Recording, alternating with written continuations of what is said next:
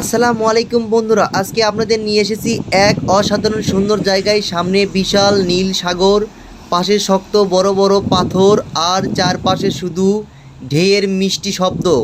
জীবনের অস্ততার মাঝেও আমরা অনেক সময় ভুলে যাই প্রকৃতির সৌন্দর্য উপভোগ করতে, কিন্তু এমন কিছু জায়গা আসলে মনে হয় কিছু সময় শুধু নিজের জন্য রাখা দরকার।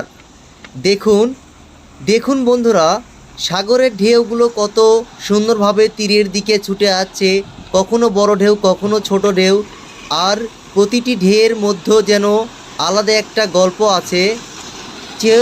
ঢেউ এসে যখন এই পাথরের গায়ে আঘাত করে তখন পানির ছিটা চারদিকে ছড়িয়ে পড়ে। এটা দেখতে কত না অসাধারণ লাগে, তাই না?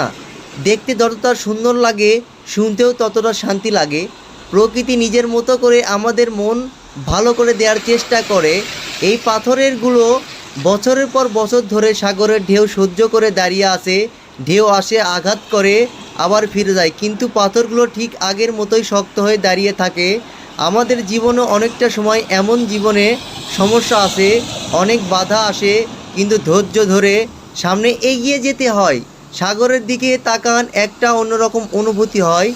এত বিশাল পানি, এত সুন্দর দৃশ্য দেখলে মনটা শান্ত হয়ে যায়। মনে হয় কিছু সময়ের জন্য সব চিন্তা দূরে রেখে শুধু প্রকৃতির উপভোগ করি।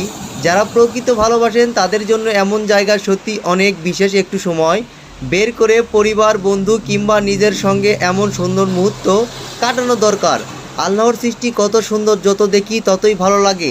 তো আপনাদেরকে এই ভিডিওটি কেমন লেগেছে অবশ্যই কমেন্টে জানাতে ভুলবেন না।